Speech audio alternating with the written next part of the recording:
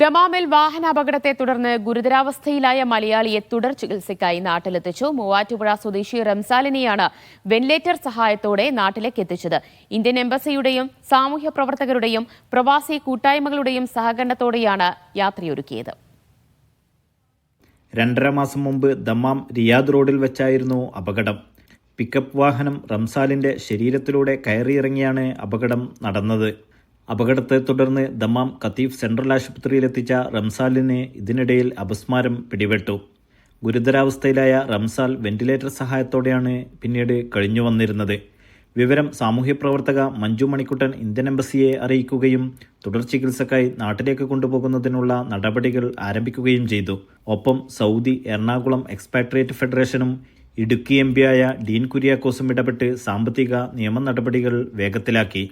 ഒടുവിൽ ഡോക്ടറുടെയും വെന്റിലേറ്ററിന്റെയും സഹായത്തോടെ കഴിഞ്ഞ ദിവസം എയർ ഇന്ത്യ വിമാനത്തിൽ റംസാൽ നാടണഞ്ഞു. Media 1 Dammam.